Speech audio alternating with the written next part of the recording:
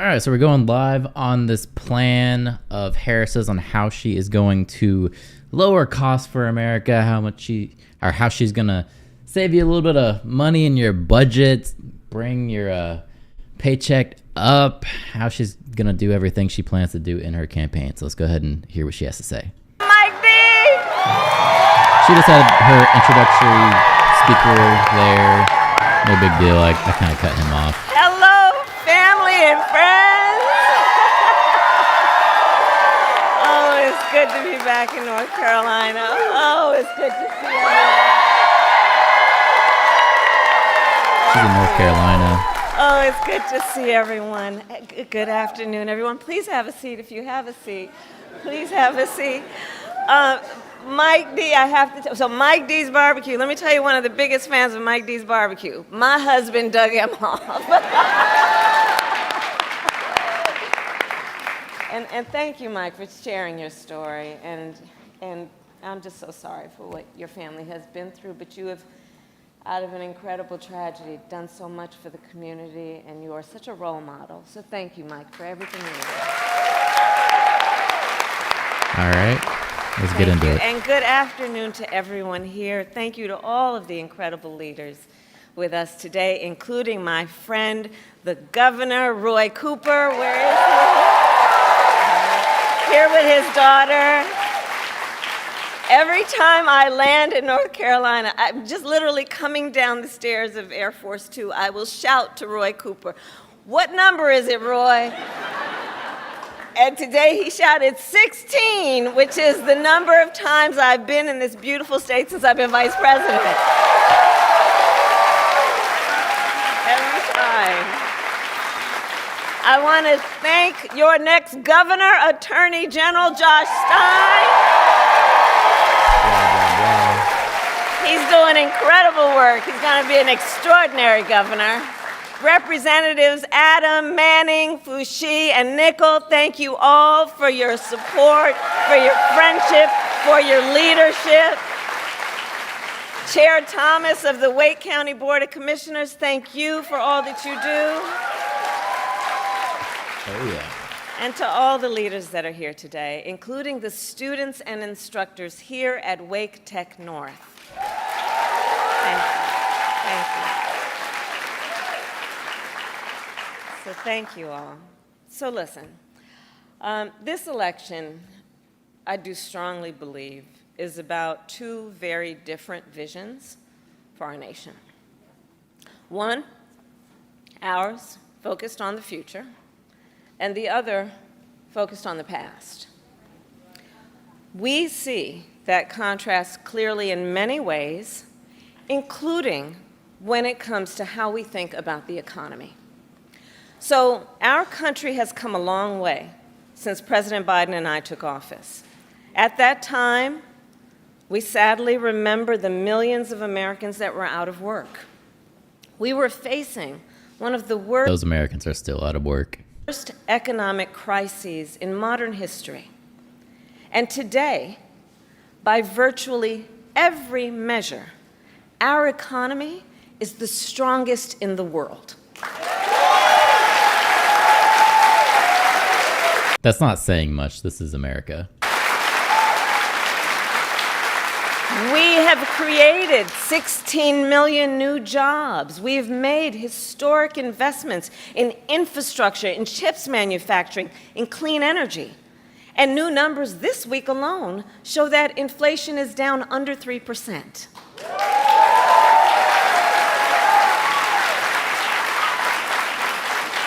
Inflation was just reported this week. It's at 2.9%, which means it went back to our average. We usually try to stay around 1 to 3% to say, this is nominal inflation. So inflation is back to what it used to be, which you would kind of expect it to be at this point. We're many years past COVID, which brought on all of these supply chain issues and then massive government spending to bring up inflation, right? So she's going to take credit that inflation is finally back to the average, but she's not going to talk about how inflation is still destroying these people's lives. And as President of the United States, it will be my intention to build on the foundation of this progress. Still, we know that many Americans don't yet feel that progress in their daily lives. Costs are still too high. Yeah. And on a deeper level, for too many people, no matter how much they work, it feels so hard to just be able to get ahead. Right. As president, I will be laser focused on creating opportunities for the middle class that advance their economic security, stability, and dignity. Together, we will build what I call an opportunity economy. An opportunity economy. Do lay out your plan here with specific details on how you're going to do that. An economy where everyone can compete and have a real chance to succeed. Everyone, regardless of who they are or where they start, has an opportunity to build wealth for themselves and their children. And where we remove the barriers to opportunity so anyone who wants to start a business or advance their career can access the tools and the resources that are necessary to do so. Well, I'm going to create an economy where everybody just gets $1 million. Everybody who votes for me just gets $1 million. I'm not going to give you the details on how that's going to happen, but make sure you vote for me because I'm giving you $1 million.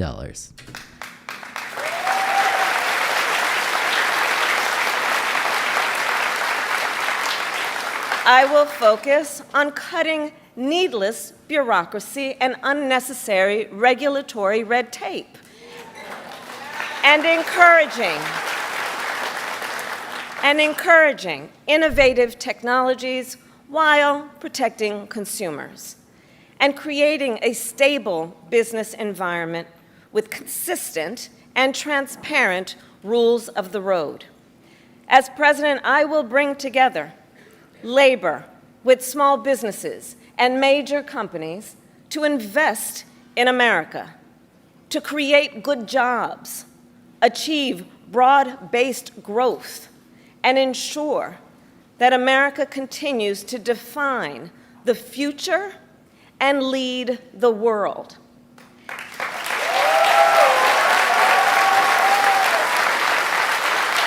So this is just more emotional talk. She doesn't have an actual plan. Like, and if she does, please say it. I would love to hear it. I'd love to see what you actually want to do. But she's just appealing to emotion. That's really all she's doing. She's saying, I'm going to give you all $1 million. And people are like, oh, $1 million? Okay, let's go. Let's get $1 million. People are stupid. You're really stupid. Like, ask her the details. Ask her what she's actually going to do. And key to creating this opportunity economy is building up our middle class. It is essential. The middle class is one of America's greatest strengths. And to protect it, then, we must defend basic principles, such as your salary should be enough to provide you and your family with a good quality of life. That's right. Everybody gets $1 million a year now.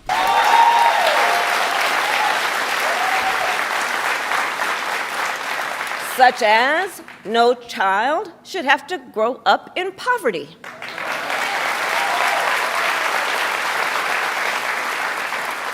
Such as after years of hard work, you should be able to retire with dignity.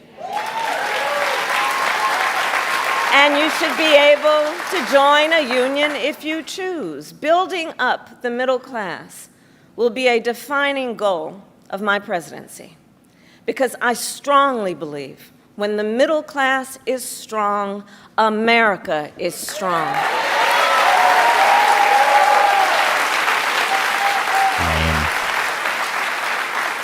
So in the weeks to come, I will address in greater detail my plans to build an opportunity economy. And today, I will focus on one element that's on the minds of many Americans as they pay their bills at the kitchen table or walk the aisles of a grocery store. There you go. Finally, something. And that is lowering the cost of living. $1 million to everybody. How are you going to do Every it? day across our nation, families talk about their plans for the future, their ambitions, their aspirations for themselves, for their children. And they talk about how they're going to be able to actually achieve them financially. So she has a plan, but not for a couple of weeks. So she has a plan name. Exactly. Like at this point in the race, it's just starting to piss me off. Really. Like you can't keep coming out here and saying, I'm going to give everybody money and we're going to lower all these costs and groceries are going to go down. And people are stupid enough to believe her. Like she didn't say anything. She's just telling you what you want to hear. Like, come on. Because look, the bills add up. Food, rent, gas, back to school clothes. Everybody's got bills, right? Yeah, I know y'all got bills out there in the crowd. I'm going to do away with bills. Ban bills. Clothes, prescription medication. After all that, for many families, there's not much left at the end of the month. That's right. I grew up in a middle-class household. For most of my childhood, we were renters. My mother saved for well over a decade to buy a home. I was a teenager when that day finally came, and I can remember so well how excited she was. I kind of understood what it meant, but we called her Mommy. Mommy was so excited, it just made us excited that she was so excited. First of all, I don't believe for 1 second that she struggled for a day in her life. She may have rented. Maybe. I don't know if I actually believe her. But for her to be up here and try to say that she knows struggle, this lady doesn't know struggle. She hasn't struggled a day in her life. No wonder her dad wrote a book about wealth distribution. Exactly. Like, come on. Like, you have to be stupid. Like, just dumb to believe that this lady's struggling. Her and Trump, both of them are crazy wealthy. They don't know what it's like to have a mom that works at Walmart and a dad that's laid off at a factory. Don't lie to me. You don't know what it's like to be in the military and be deployed and leave your family back home. Fuck you guys. Later in college, I worked at McDonald's to earn spending money. Well, some of the people I worked with were raising families on that paycheck. They worked second or even third jobs to pay rent and buy food. That only gets harder when the cost of living goes up. When I am elected president, I will make it a top priority to bring down costs and increase economic security for all Americans. As president, I will take on the high costs that matter most to most Americans. But how am I going to do it? That's a secret. First, you got to vote for me. Like the cost of food. We all know that prices went up during the pandemic when the supply chains shut down and failed. But our supply chains have now improved. God, I would hope so. And prices are still too high.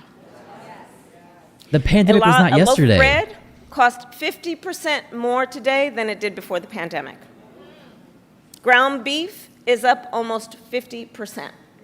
Lie. She has had almost 4 years to do something. Exactly. She's quoting these numbers of inflation, talking about how bread and milk is going up. This is on her watch. This is her responsibility. We could step back and say, okay, maybe it's not her fault, but as the leader of the country, you take the blame. You get the successes and you get the failures. So for her to be out here quoting that all these prices are going up, like, this is you. This is on your watch. Many of the big food companies are seeing their highest profits in 2 decades. And while many grocery chains pass along these savings, others still aren't. Look, I know most businesses are creating jobs, contributing to our economy, and playing by the rules. But some are not. And that's just not right. And we need to take action when that is the case. So what I heard, what she wants to do is exactly what Venezuela did, where they limit the prices on these business. Economically, this doesn't work, and this just kind of furthers the stereotype that she is a communist, which isn't going to help her campaign at all. I mean, for stupid people that are like, oh, yeah, she's going to bring the prices down, and they're not thinking of the long-lasting effect. They're not seeing these people in Venezuela who can't get any food anymore. They're going to state-run grocery stores and then trying to turn around and sell their food on the black market for double the price. Like, this isn't helping her.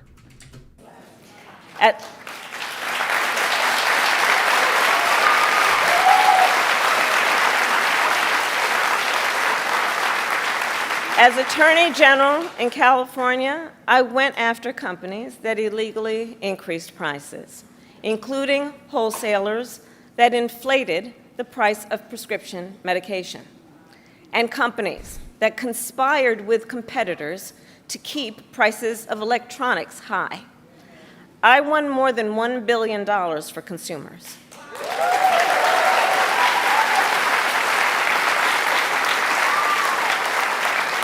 So believe me, as president, I will go after the bad actors.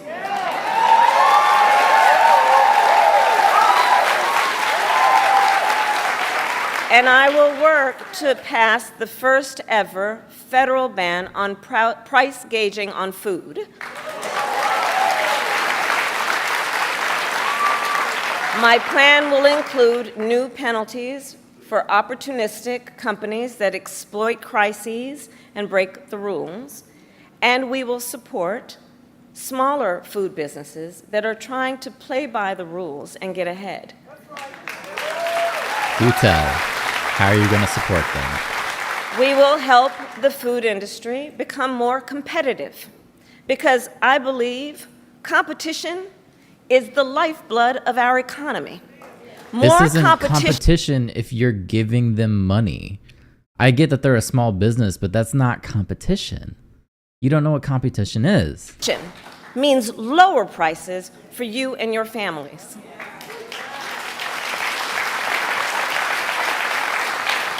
Now compare what Donald Trump plans to do. He wants to impose what is, in effect, a national sales tax on everyday products and basic necessities that we import from other countries. That will devastate Americans.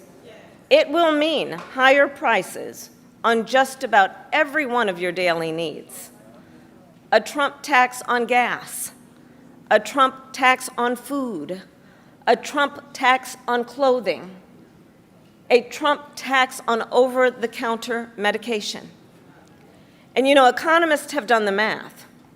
Donald Trump's plan would cost a typical family $3,900 a year. At this moment, when everyday prices are too high, he will make them even higher. If she's all about America first, why are we worried about imports? That's Trump's entire plan, is that he wants most things built in America. So she's complaining about taxes for overseas. That doesn't make sense. As president, I'll take on the issue of the cost of health care. As Attorney General, I took on insurance companies and Big Pharma and got them to lower their prices. And together with President Biden, we've gone even further. We capped the price of insulin at $35 a month, and the total cost... So her plan is to sanction businesses who are price gouging and not tax imports. I wonder what that's going to do to the economy. Probably not hard to figure it out. She's worried about taxing her Gucci suits and jewelry. Exactly. I need proof of all of this. Well, she's supposed to lay out her plan in writing next week. I'm definitely wanting to see that. And I want to be fair, like going through it and to see what actually she wants to do. A lot of people are calling her a communist. Obviously, this kind of talk doesn't help when they're calling her a communist. But I want to see if she actually has like some communist plans. I want to see what she actually wants to do. Trump has his plan out. You can go to his website right now. He has a defined plan of what he wants to do, and you can say, I like it, I don't like it, I don't want to vote for this guy, I do want to vote for this guy. It's all there. It should be there. It should be, this is what I'm voting on, not I'm going to give you $1 billion. I'm going to lower the price of food. I'm going to lower the price of gas. Meanwhile, she's in the office right now. And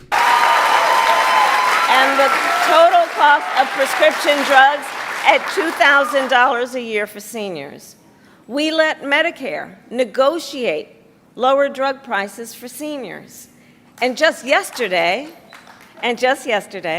we announced that we are lowering the price by up to 80% for 10 more life-saving drugs.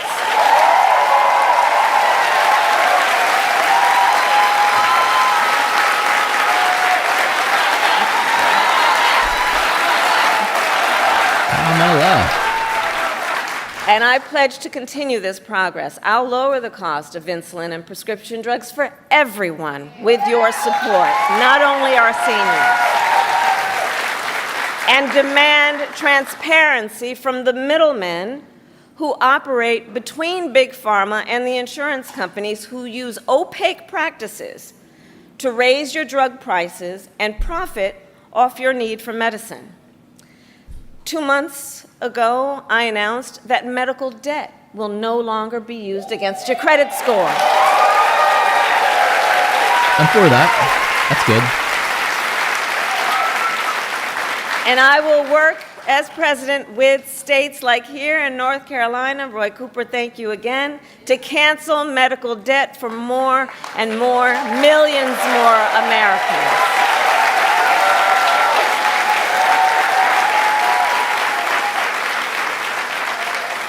As for Donald Trump, well, he wants to repeal the Affordable Care Act,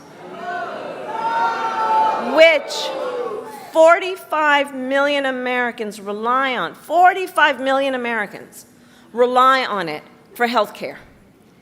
That would take us back to a time when insurance companies could deny people with pre-existing conditions. We all remember what that was. What were these drugs and how much were they to begin with? Saving $1.25 on a $5 prescription is not really a flex. Yeah, I'd have to actually look into the numbers and see what she's talking about and see if these numbers are kind of embellished. But I don't know, to be honest. I'd have to look at it and see. And we're not going back. We're not going back. We're not going back. And remember, and this is why we're not going back, because we do remember, he tried to cut Medicare every year he was president, threatening a program that tens of millions of seniors count on. And according to his Project 2025 agenda, that's not he his. intends to undo our work to bring down prescription drugs, the cost of prescription drugs, and insulin costs. Well, we've come too far to let that happen.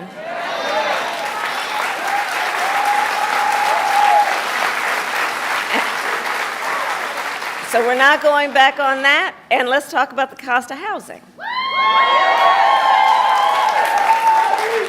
So now, the housing market can be complicated, but look, I'm not new to this issue. As State Attorney General, I drafted and helped pass a homeowner Bill of Rights, one of the first in America. And during the foreclosure crisis, I took on the big banks for predatory lending with many of my colleagues, including Roy Cooper, and won $20 billion for California families when I was Attorney General.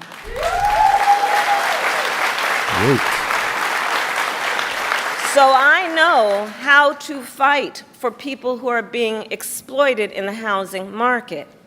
And I know what home ownership means. It's more than a financial transaction. It's so much more than that. It's more than a house. Home ownership and what that means. I can't wait for the debate. It's a symbol of the pride. Absolutely. So they did agree on some debates. I think it's October, like mid-October, I think, or September. Don't quote me on when it was. Yeah, it's next month. Next month, there's going to be the first debate between her and Trump, and that's going to be a total shit show, I can already tell you. It's going to be crazy. I will live stream it, of course. It's going to be a good time.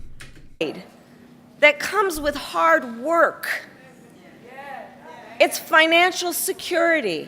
It represents what you will be able to do for your children.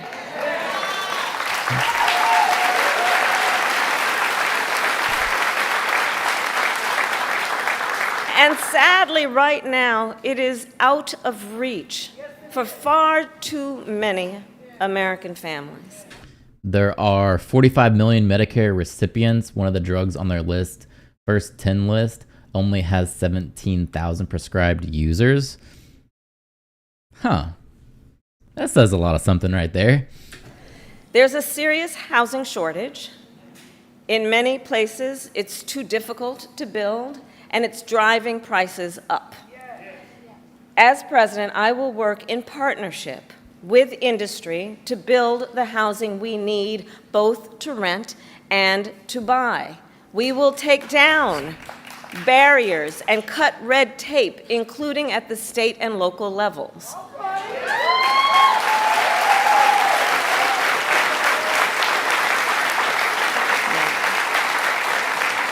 And by the end of my first term, we will end America's housing shortage by building 3 million new homes and rentals that are affordable for the middle class.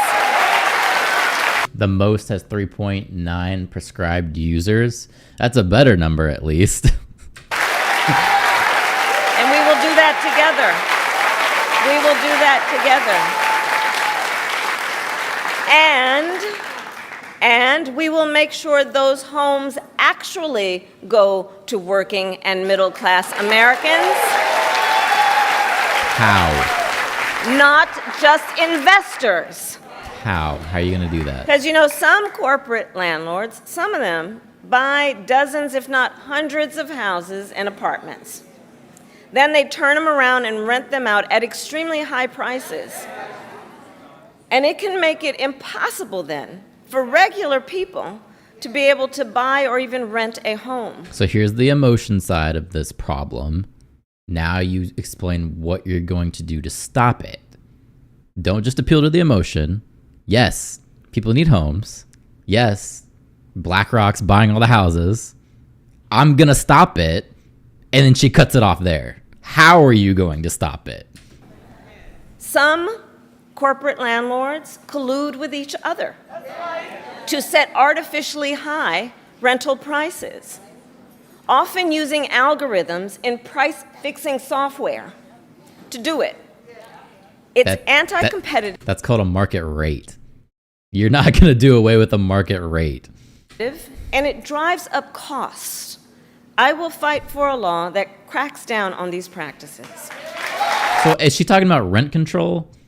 Because all rent control does is make people stay in that home because they have a lower rent value, which doesn't help supply of houses at all.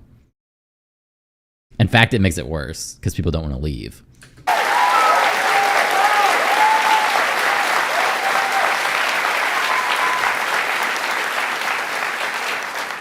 We also know that as the price of housing has gone up, the size of down payments have gone up as well. Even if aspiring homeowners save for years, it often still is not enough. So in addition, while we work on the housing shortage, my administration will provide first-time home buyers with $25,000 to help with the down payment on a new home. So she's going to hand out $25,000 for first-time homeowners. Where does that money come from? That's your taxes. That's her raising taxes on you. You could be a renter for the rest of your life and not have to pay those taxes, but because now everybody thinks they're going to have a $25,000 grant, now your taxes are going to go up. Woo! We're paying more taxes. Yeah. can do this. We can tax We you. can do this. All fucking idiot. to help more Americans experience the pride of home ownership and the financial security that it represents and brings. So that's my plan. But here's what Donald Trump would do. If his Project 2025 agenda is put into effect, it will add around $1,200 a year to the typical American mortgage. He's got it backward. We should be doing everything we can to make it more affordable to buy a home, not less.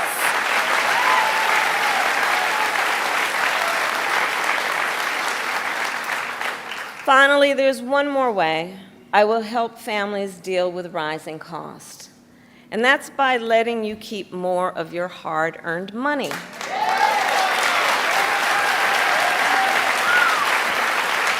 She lives in a fantasy world where she thinks that money just comes from nothing.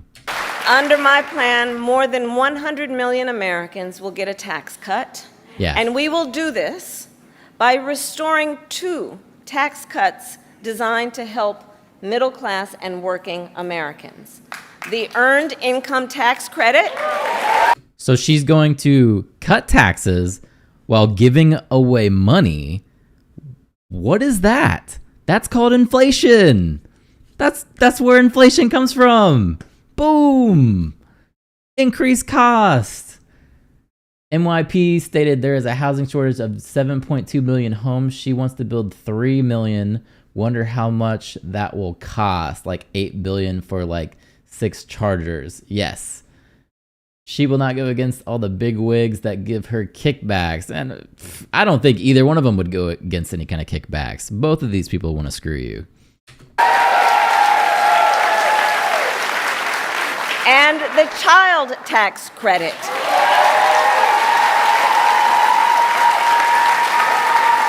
Through which millions of Americans with children got to keep more of their hard-earned income. We know this works and has a direct impact on so many issues, including child poverty. We know it works. So as president, I'll not only restore that tax cut, but expand it. We will provide $6,000 in tax relief to families during the first year of a child's life. Now think what that means. Think what that means. That is a vital, vital year of critical development of a child. And the cost can really add up, especially for young parents who need to buy diapers and clothes and a car seat and so much else. And we will do this while reducing the deficit. Compare my plan with what Donald Trump intends to do. He plans to give billionaires massive tax cuts year after year. And he plans to cut corporate taxes by over $1 trillion, even as they pull in record profits. And that's on top of the $2 trillion tax cut. He already signed into... So no more single moms complaining they're poor? I was a single dad. I couldn't complain about that. ...law when he was president. They told your ass to go to work, didn't they? Which, by the way, overwhelmingly went to the wealthiest Americans and corporations and exploded the national deficit. You know, I think that if you want to know who someone cares about, look who they fight for. Look who they fight for.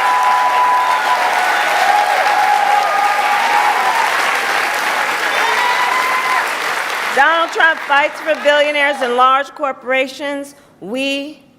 I will fight to give money back to working and middle-class Americans. I made $25 too much to qualify for EBT. I was really down on my luck once. I was living in California, couldn't get a job, couldn't do anything. It was pretty bad. This was probably I think I was 20. So I tried to get food stamps, right? I need some help. Walk into the office. The lady tells me I don't qualify for food stamps because I'm not working. What? She said you have to at least be working part-time to qualify for food stamps. I'm telling her, obviously, if I had a job, I wouldn't be here. What the fuck? These programs are not here to help you. They never help. So I'll end with this. 2 days ago, Donald Trump was here in North Carolina. He said he was going to talk about the economy. I think you all watched. You know what I'm about to say. But he offered no serious plans to reduce cost for middle class. The things that they say about her, she quickly tries to push it back on Trump. She did it with the crowd size. She did it with just now not having a plan. Everything they say about her, she tries to deflect and put it back on him. And that seems to be her tactic for the campaign going forward. Class families. And even his policy ideas like the taxes on tips. Obviously, she stole that. She stole another one today too. It was JD Vance's idea. I can't remember what it was. It was some kind of tax. It was the child tax breaks. That was an idea from JD Vance. He brought that out. The Democrats called him weird for saying that and tried to make him some kind of weird, like, conservative family center guy. Made no sense. But basically, she took the child tax credit idea, put more money on it in the credit, and claimed it as her own. So far, her entire campaign is, I'm going to take their ideas and say they're mine. But to be fair, she has a plan to create the plan about the plan.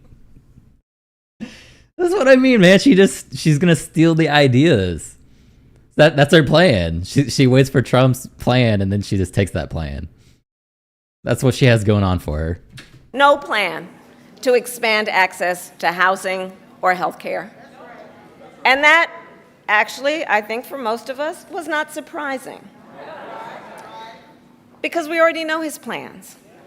We know the Project 2025 agenda.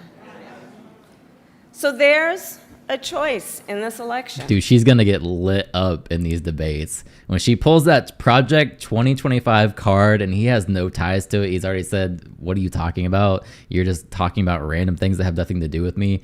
She's going to get lit up. She needs to come out with an actual plan.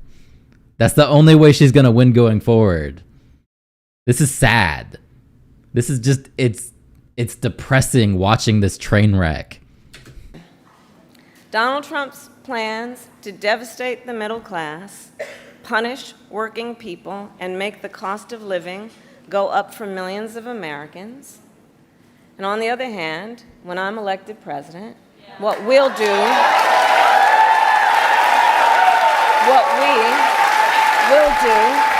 to bring down costs, increase the security and stability financially of your family, and expand opportunity for working and middle class Americans.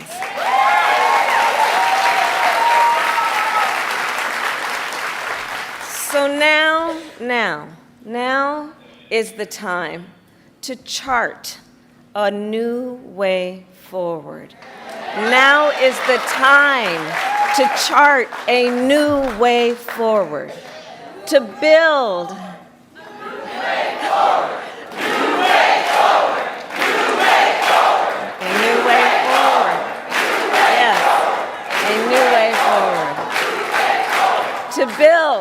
to build an America where everyone's work is rewarded and talents are valued, where we work with labor and business to strengthen the American economy, and where everyone has the opportunity not just to get by, but to get ahead. So I thank you, North Carolina. We're going to get this done. And with your help, God bless you, and God bless the United States of America. God bless you. All right, so pretty much more of the same, more talk, more I'm going to give you so much money. I'm going to give you all the money. I'm going to lower all your costs. How am I going to do it? I don't know. You got to vote for me. She's killing me, man. Ew. Yeah, she's killing me. Access to healthcare, I don't understand. I've always looked for healthcare as a benefit while applying for work. That's being an adult and not a 43-year-old barista. Yeah, okay, I get what you're saying. Yeah, it is your responsibility as an adult to have healthcare. But there are situations where our healthcare is off the rails. I'd give her that. There's some things that need to be done. Nobody has a plan for that, though.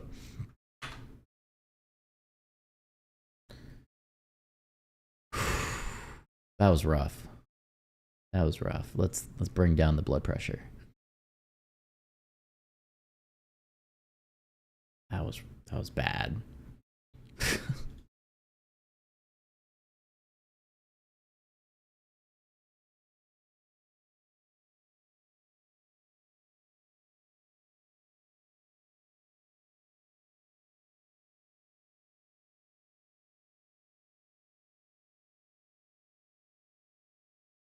Welcome, Senator Vance. And so her plan is she could have helped Americans a long time ago, but she wasn't running then. You have to be smarter than crap. This guy, she's in office now. She's in power. You really think anything is gonna change if she's elected? You really think anything's gonna change? Nothing's gonna change. Literally nothing will change. She's going to talk about how she's going to do all these great things. Nothing's going to change. And that's probably for Trump, too. Just to be fair, nothing's going to change.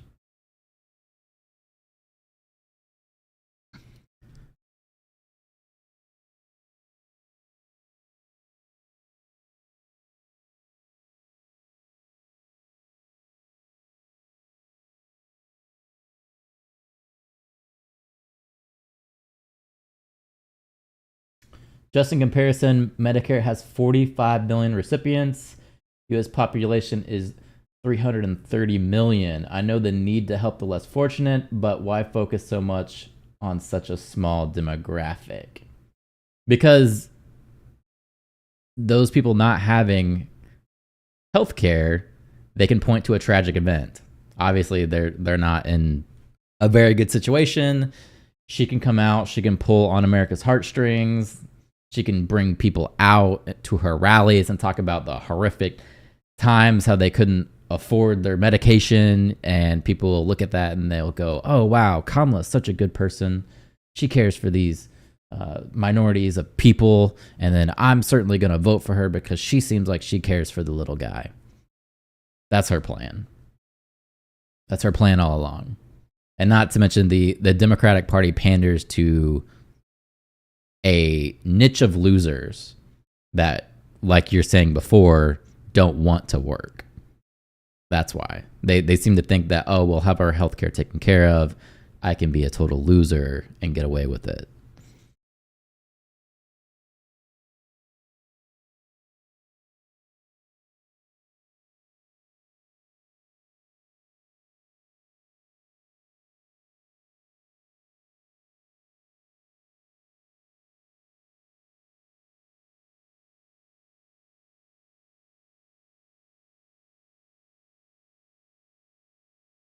Except every taxpayer foots the bill. Exactly. That's my point. Nothing's free, but yet she gets to come out there and say, oh, I'm going to do all of these great things, and then not have a policy for it. And people believe her because they go, oh, I'm going to get a race car. They're literally children. They're literally out there and they're thinking, oh, I'm going to get a race car. I'm going to get a house. And I'm not going to have to work hard for it because this lady's on my side. Stupid. So stupid.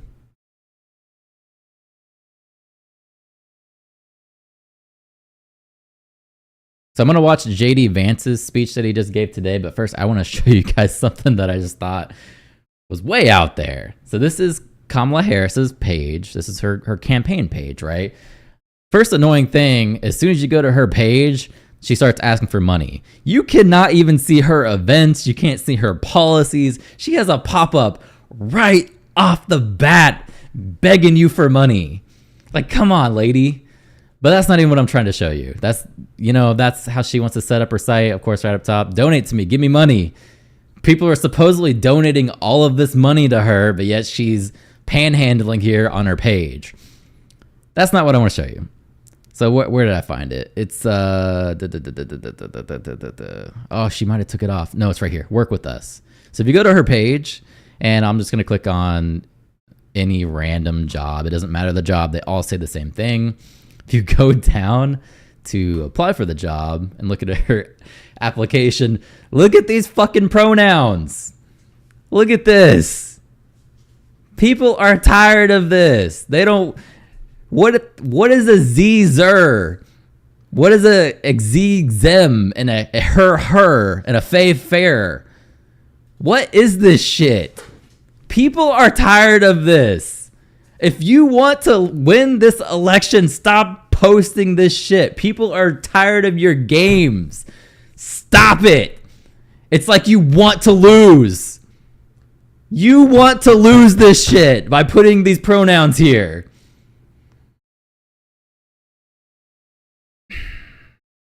Bring my blood pressure down. Bring it down. I'm not making this up. I showed you her page directly to it. If you want to get hired, you can be a hoo-hoo, whatever the fuck that is. If you're a hoo-hoo, sign up to be employed by Kamala Harris. You can work on her campaign, you hoo-hoo. God. Anyway, so JD Vance did an interview today.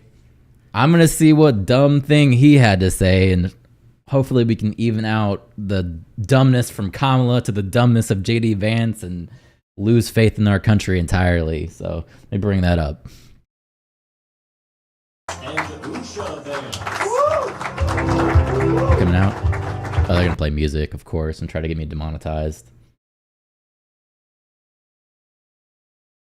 There we go. And let me just say a few words here of gratitude. First, to the men and women of the Milwaukee Police Department and all the law enforcement of Wisconsin who supported us, certainly today, but during the Republican National Convention. I just caught that. Sassy said there's only one hoo-hoo I know of. That was good. That was witty. I don't know that I've ever felt safer in such an incredible, stressful, and high-intensity environment. There were obviously a lot of protesters and a lot of people around. You guys did an incredible job. Nice. So thank you for what you do. And I think that what we want to talk about today is how we need to have a law enforcement policy that is just supportive of the people who are actually keeping. I watched your Trump stream from yesterday, finally. He would be better if he didn't ramble on about stuff that isn't connected to the question. Yeah, and he did the same thing in the debates. They literally threw the question up there as a banner, like they would like an ad normally. They threw the question up there, and it's just Trump rambling on about things that have nothing to do with the question. But it's safe. I noticed that we were in the room earlier. We did a little round table for the media to be aware of. We did a little round table, and behind us, I didn't actually notice it until I got up and stood and looked at it, were all of these photos of fallen heroes across the state of Wisconsin, people in law enforcement who had given their life for public safety. And I think the most important way to honor their sacrifice is to make the job of their brothers and sisters in arms easier, right? Why did they give their lives? They gave their lives for the basic idea of public safety, and we need a president, Donald J. Trump, who makes their job easier and not harder. We've got to cut out with the anti-law enforcement craziness. We've got to cut out with some of the policies that have come from the Harris administration that make it harder for the police to do their job. And let's just talk, thank you all, but let me just say a few words about the policies that have made it harder to be a police officer, and most importantly, harder for it to just be a citizen who wants basic public safety in this country. So Kamala Harris is on a tour where she's trying to redefine her record as a tough-on-crime prosecutor. Yep. And yet if you look at Kamala Harris's record as a prosecutor, it is the opposite of tough on crime. For example, Kamala Harris pursued a policy that would recategorize people who had committed sex crimes with minors and people who had raped unconscious victims as nonviolent crimes. And what does that mean? Oh, that means those people get... We got to fact check that. We need to fact check that. Hold up. Let me out see of if I can prison find it. earlier. That means their victims have to suffer the psychological abuse of seeing them walking around our streets sooner. And that means the police officer have a few more sickos that they have to take care of instead of being in prison where those sex offenders belong. If Kamala Harris was so tough on crime, why is she making it easier for sex offenders to get out of prison? I think the media should ask her that question. Of course, Kamala Harris refuses to answer questions, but this is important stuff.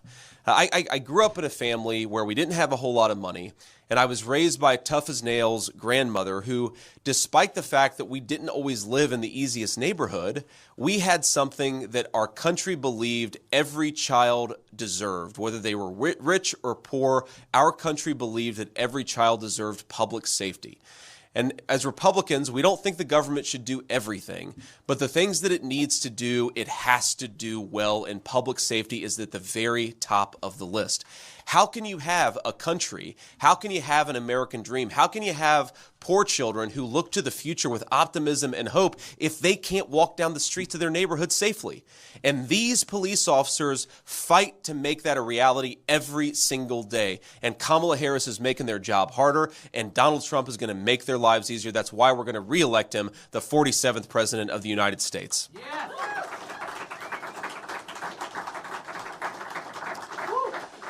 So let me just offer one final observation here, because some of these issues are connected. So many of these problems are obviously linked to one another. And talking at the round table with the police officers and the sheriffs really drove that point home. So I talked to one sheriff who lives about an hour away from downtown Milwaukee. And even though he lives an hour away from downtown Milwaukee, he has Mexican drug cartel members who have been doing business, selling drugs, and harming the citizens of his community.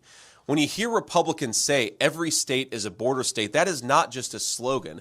That is a sad reflection of the reality that we have drug cartels operating about as far north in this country as we possibly could. What a disgrace. You hear people talk about arresting illegal immigrants and how the illegal immigrants completely run away, refuse to obey the commands of law enforcement. Well, why? Why do they completely refuse to obey the commands of law enforcement? Because they got into this country in the first place under the promise that law enforcement wouldn't stop them and wouldn't enforce the law. So the border policies that we have at the southern border, they make our communities less safe, even as far north as Wisconsin. It means Mexican drug cartels operating in our communities. It means people dying of fentanyl. I talked to another police officer who talked about we have fentanyl not just in heroin and opioids and even prescription pills, or I guess non-prescription pills that are sold on the street. We've got heroin and we've got fentanyl in our marijuana bags that our teenagers are using. And look, I'm the parent of 3 young kids. My wife is here, and I'm thrilled to have her join. We've got a 7-year-old, a 4-year-old, and a 2-year-old. We don't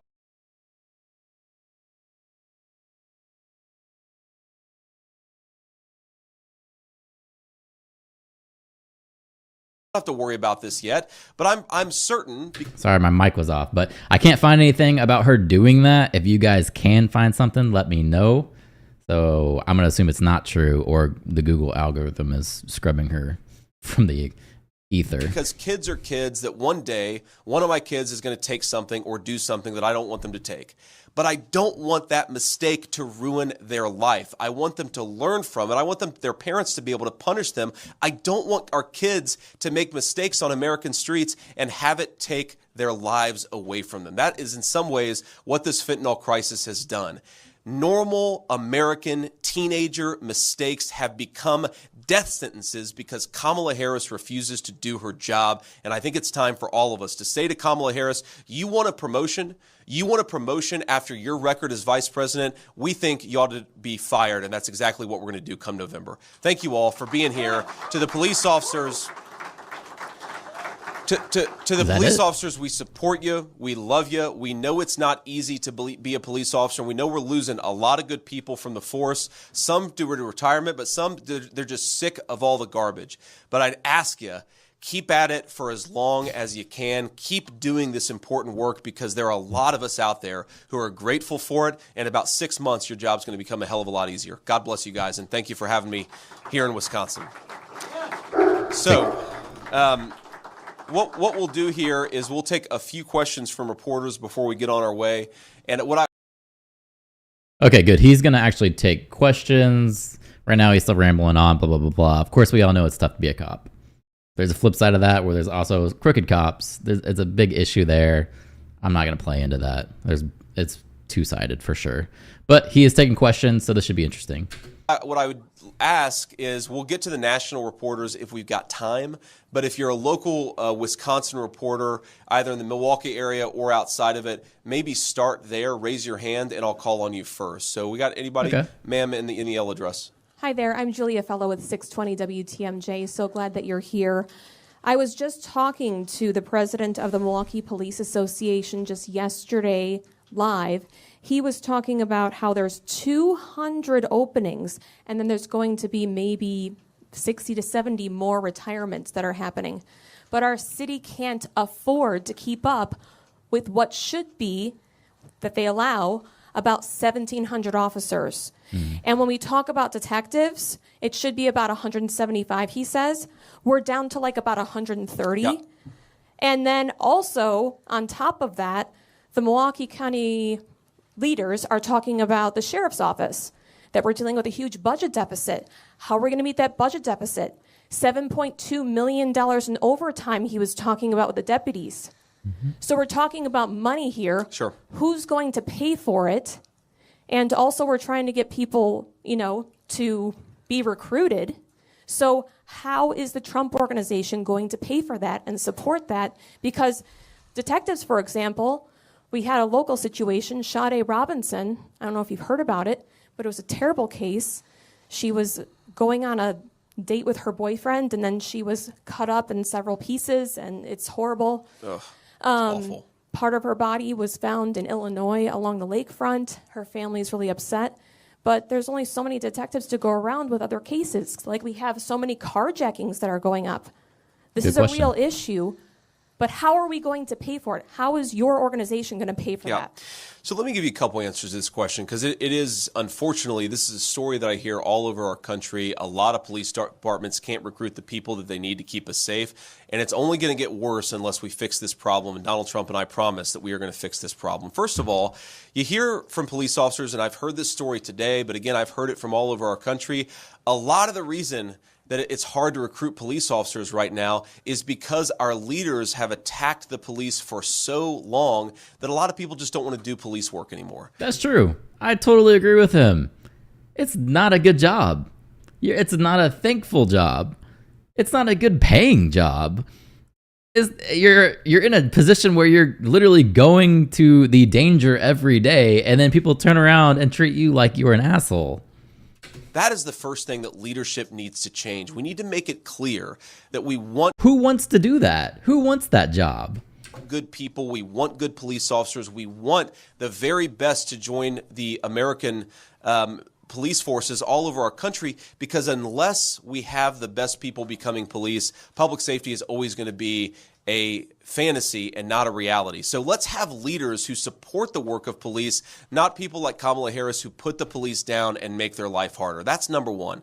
But second, when we talk about money, first of all, when we talk about scarce municipal resources, I know a lot of towns and municipalities are dealing with limited resources. We have to ask ourselves, why are the resources scarce in the first place? And a big part of the reason is that we are spending millions of dollars housing, sheltering, and providing medical care for people who shouldn't be here. Those are the people who have come in across Kamala Harris's wide open southern border. When you take millions of dollars that should go to our local police departments and you put it in sheltering and providing medical care for illegal aliens, it is the least in our community, the least of these in our communities who suffer the most. It is innocent children who need cops to keep their streets safe. It is innocent poor people who need municipal services to work, and they are the ones who suffer the most when you have a wide open southern border. That costs money. It costs a lot of money here in Milwaukee, and it is a big driver of scarce resources. So what I would propose is you have a federal government that supports our local police.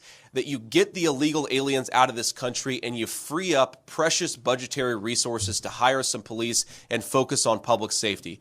One final point on this is I think to the point about making police officers' lives easier, one of the weirdest things that exists in American public policy, and I didn't realize this until a couple years ago, I was a United States Senator. I have sponsored legislation to fix this, and I know President Trump agrees with me.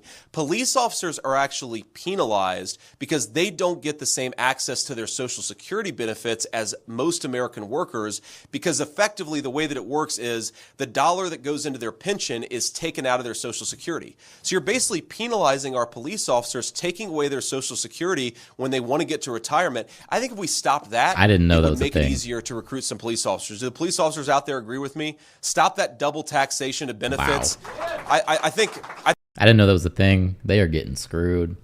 Not only is it a thankless job, but they're getting screwed on their Social Security. think so. And when I talk to police, I know that's a big driver. But look, unless we stop making the business of policing in this country so miserable by having our leaders attack the police, we're always going to have a problem recruiting the right people into police work. But Kamala has already came out and showed this video of her actually saying that more police doesn't necessarily make the country safer. I don't know if people actually believe that. I'm sure there are some people that actually believe that. Of course, there's going to be crooked cops too. That's something you got to deal with. But I don't think defunding the police is the answer either. Any more, sir? Senator Matt Smith from WISN TV here in Milwaukee. Coming off just of everything you just talked about, it seems like some allies of former President Trump have said in recent days he needs to focus more on policy, just like you talked about, less personal attacks. I'm curious, have you had that conversation with him, and does he need to pivot, especially when you look to swing states like Wisconsin? I don't think the president needs to pivot, and if I told him that, I can guess what he'd say. I think that the reason that President Trump has been so successful connecting with Americans is even when they disagree with something that he might say, they know that he just is who he is, right? I'd much rather have a political candidate who I disagreed with 25% of the time, but was a real human being and was willing to speak off the cuff, than to have somebody like Kamala Harris who hides behind a teleprompter and doesn't speak to the American people directly unless she's got a script in front of her telling her exactly what to say. I think the unscripted nature of President Trump is one of the reasons why his campaign gives a pretty good insight into the kind of president that he's going to be. Now, that said, we are focusing a lot on policy. We're here in Wisconsin today talking about public safety. I was in Pennsylvania yesterday talking about veterans issues. I was in Michigan the day before talking about how we have to stop the trade and energy policies that ship all of our manufacturing jobs to China. When Donald Trump was president, 12,000 American factories opened. The previous 2 terms, 60,000 American factories had closed. So we are talking about the policy and we're talking about the issues, and we're going to keep on doing that. But my only advice to my running mate is be yourself and let people see who you are. And I think he's doing that every day on the campaign trail. Anything else? Jason Calvi with Fox 6 here in Milwaukee. Democrats are criticizing your visit here to the police union. They say, you know, your running mate is a convicted felon. They also point to January 6th. Your reaction to that? Well, look, I think that Kamala Harris has weaponized the Department of Justice, not just against my running mate, not just against President Trump. I'm listening to this guy speak, and I'm just wondering how well he's going to do in a debate against Tim Walz. Still trying to fill him out. Against a whole host of normal Americans for just exercising their First Amendment rights.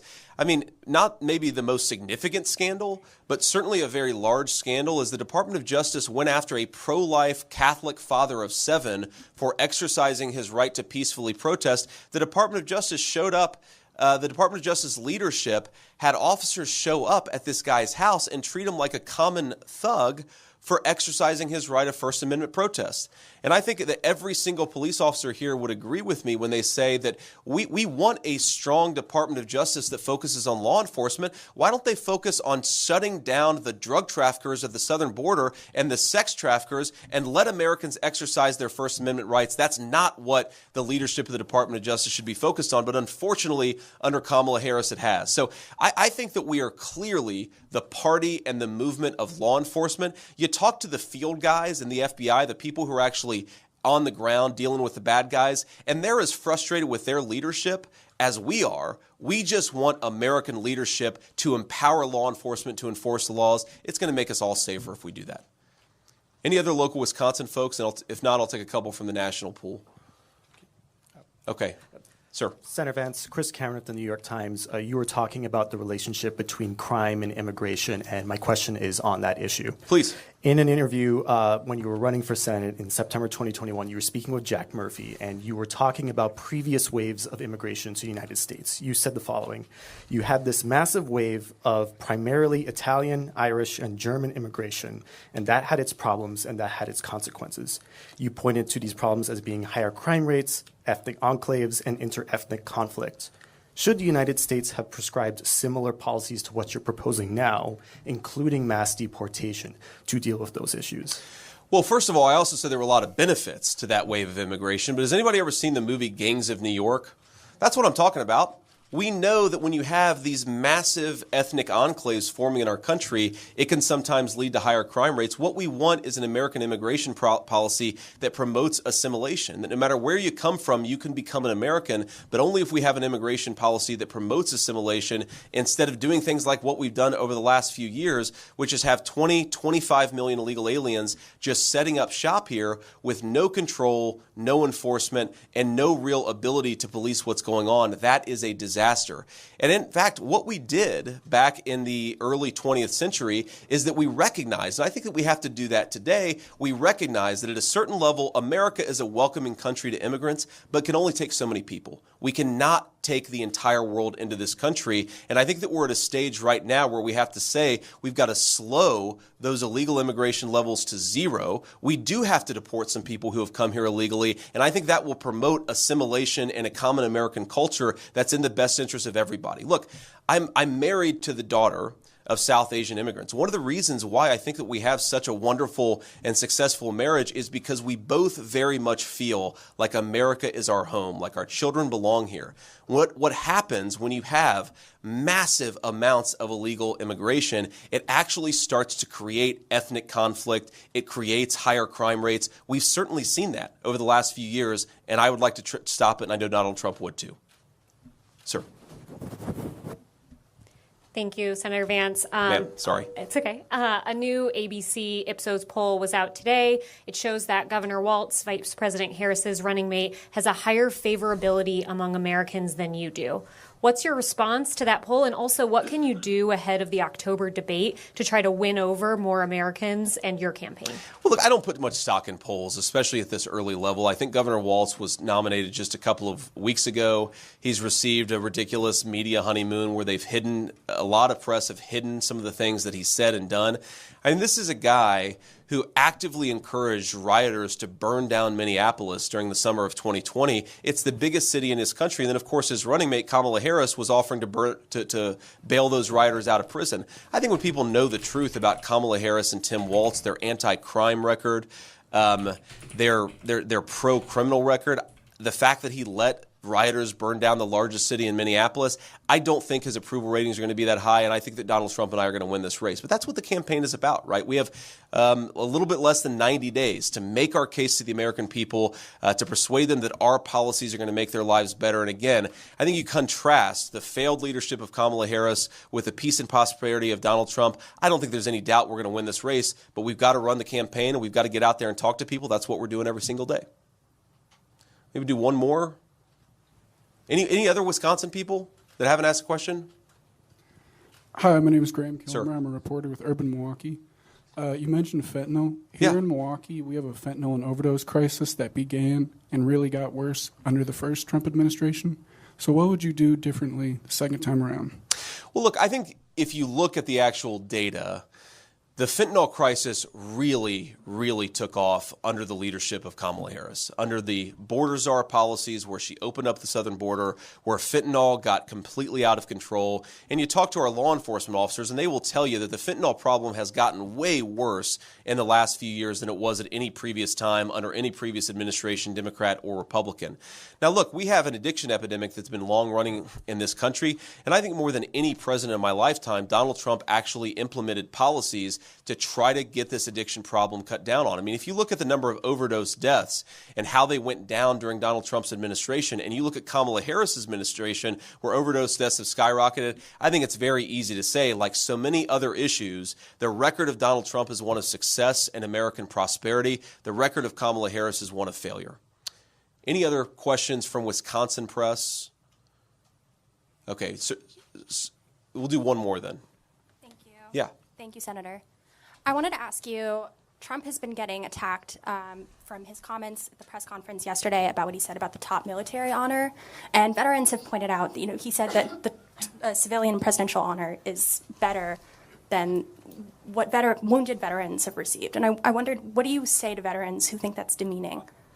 Well, look, I was with a group of veterans in Pennsylvania yesterday, and trust me, the veteran community is very, very much behind Donald Trump. So, look, what I would say to people is, look, what President Trump said during a ceremony, and I haven't seen the entire remarks, but my understanding is President Trump said during a ceremony that a person who received the Presidential Medal of Freedom, he was saying some nice things about her. He was saying some complimentary things about her. Donald Trump, I've seen give out a Congressional Medal of Honor. I've seen him give out. We're going to find that video and fact check that. I want to see exactly what he said. A number of awards and commendations to military veterans. And of course, I myself am a Marine Corps veteran of the Iraq War. This is a guy who loves our veterans and who honors our veterans. I don't think him complimenting and saying a nice word about a person who received the Presidential Medal of Freedom is in any way denigrating those who received military honors. They're two different awards, and I think the president was saying some nice things about a person that he liked, and that's a totally reasonable thing to do. All right. So with that, I before we close here, I want to bring up a couple of law enforcement officers just to say a couple of words. And we have first we have Alexander Ayala, and Alexander, come up and say a few words if you would. Thank you. And Alex is going to talk, and then our next guest is also just going to talk about some of the law enforcement challenges and some of the ways that if we have better policy, we can actually make this country a lot safer. Go ahead, Alex. Yeah, I'll listen to him. Hi, my name is Alexander Ayala, and I'm the president of the Milwaukee Police Association. I am a 24-year veteran of the Milwaukee Police Department. Senator Vance, thank you for being here to amplify our message that our members provide the highest degree of service to our community. We like to say that the Milwaukee Police Association is the force behind the force, and we use the words honor and service when we talk about our brave men and women of our department. Their importance extends far beyond the uniform and the badge, and it's about their commitment to serving and protecting us and protecting all of us. This guy's really nervous. The challenges of policing in the city of Milwaukee are many. Low bail for dangerous criminals, the need for honest and concentrated efforts to pursue those offenders wanted on bench warrants, low officer morale, and an often anti-police society, rushes to judgment in officer-involved shootings, not to mention the staff crisis that requires officers to spend more time away from their families.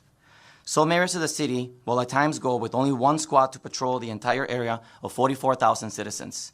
As squads get pulled to other parts of the city to address high priority calls, which can often be more violent in nature, that requires more officers. The Milwaukee Police Association believes that the solution Some people have hard time speaking to crowds. Yeah, absolutely. to these challenges can be found right here. That's why the MPA is endorsing the presidential ticket of Donald Trump and J.D. Vance, because addressing these issues isn't as political, it's truly a matter of life and death to Milwaukee. So thank you. Thank you. He did good, though. I would be sweating bullets. Yeah, he did fine. Nice firm shake. And please stay up here, Alex, but I also want to have Andrew Wagner come up. Andrew was just recently retired as a career law enforcement officer, but he told me his wife has already put him back to work. So, Andrew, I appreciate you being here. Thanks.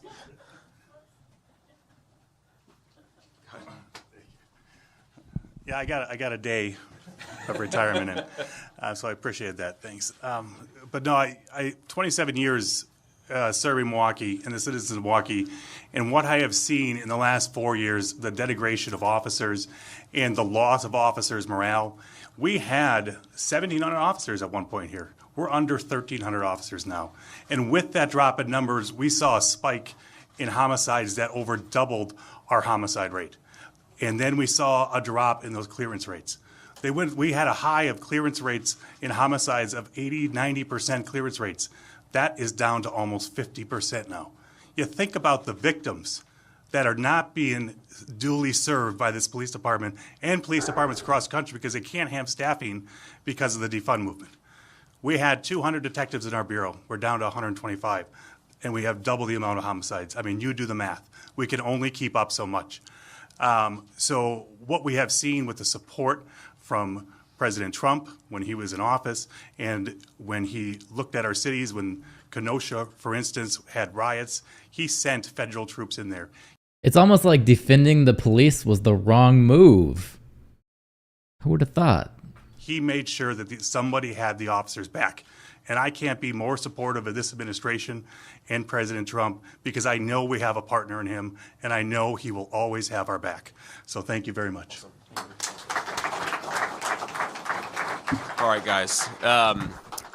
So with that, I want to thank the media, but especially the law enforcement officers for being here. Thank you so much for the endorsement. It means the world to have the support of the people that are fundamentally making it possible for our police officers to do their great work. I'm so grateful for it. I will say before we go that for the first time, Ush and I decided to bring our 9-month-old German Shepherd on the road with us. And if you know what this guy's trying to get my vote. He's got a German Shepherd. Well, Biden has a German Shepherd too, so. German Shepherd looks like, you know that he looks like a police dog. So we're about to hit the road, but nobody kidnapped my dog because we want him back. God bless you guys. Thank you all. Good to see you. Definitely team German Shepherd. That's it. All right, so I want to see what Trump actually said yesterday. Let me see if I can pull up that video. Apparently he was disrespecting vets again. How dare he? Let's see. Trump medal or medal, presidential medal. That's what it. Presidential medal.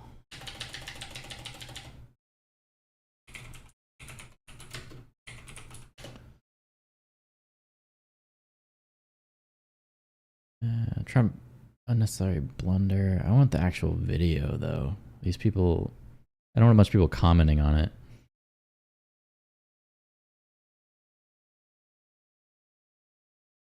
That's the full speech. I don't want the full speech. Here we go. CNN maybe. I'm sure they didn't edit anything. All right, we're gonna try CNN. I want to talk about this comment that. What's that? Biden's German Shepherd was attacking the Secret Service guys. Yeah, I heard that. German Shepherds are hard to train, okay? I understand Biden's point of view. That's a tough dog. It's a very tough. You hear mine over there barking at the window. He's on alert all the time defending my house, so I get it. I get it. But anyway, supposedly this is the video of him saying it. That's probably going to be CNN talking about it, but whatever. We'll roll with it. Oh, come on, guys. What is this? Trump made last night as he was praising one of his donors. He said the Presidential Medal of Freedom for civilians was superior to the Medal of Honor because those recipients of the Medal of Honor are often wounded or dead soldiers. Let's listen to this. There we go. We gave Miriam the Presidential Medal of Freedom. That's the highest award you can get as a civilian. It's the equivalent of the Congressional Medal of Honor, but civilian version. It's actually much better because everyone gets the Congressional Medal of Honor. That's soldiers. They're either in very bad shape because they've been hit so many times by bullets, or they're dead. She gets it, and she's a healthy, beautiful woman. It's very... And they're rated equal. All right, Chad. Yeah, Tim, you're a vet too. Are you offended by that?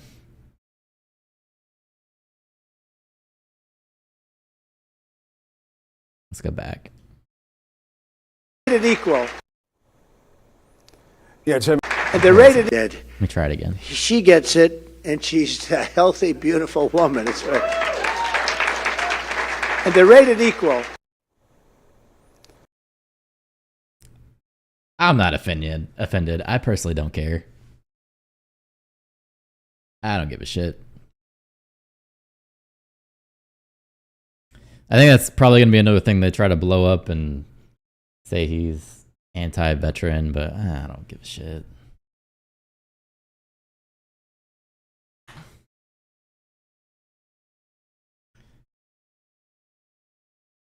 I'm not offended. My husband is a vet, and he said it don't mean crap to him. Yeah, I think most of us here are vets, and I think they're just trying to stir up some trouble. Now, some of the things he said about John McCain when they were getting spicy back and forth, That was a little iffy, but this one, I don't care. Whatever.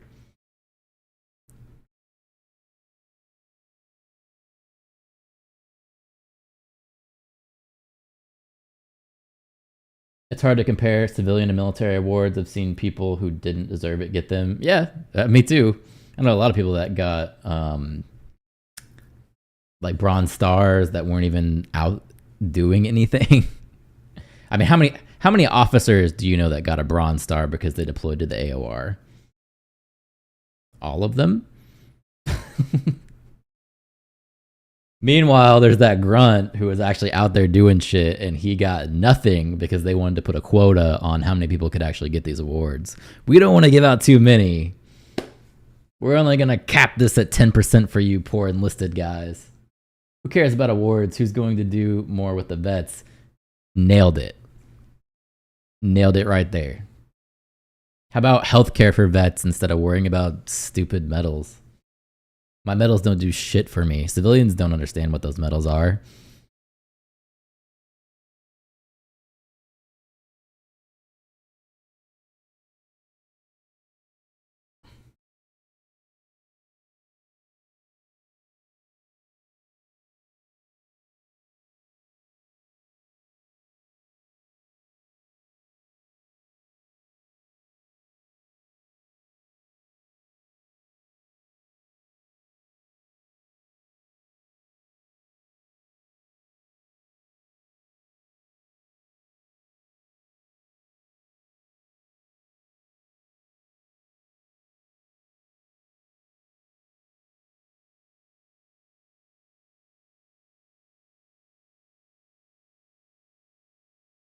All right. It's time for me to get off. I think I'm going to take my dog to the park. Speaking of dogs, they have a lot of energy, so I think that's what I'm going to do. Thank you all for hanging out. That was fun. That was a good hour and a half stream. So, yeah, I'll see y'all tomorrow.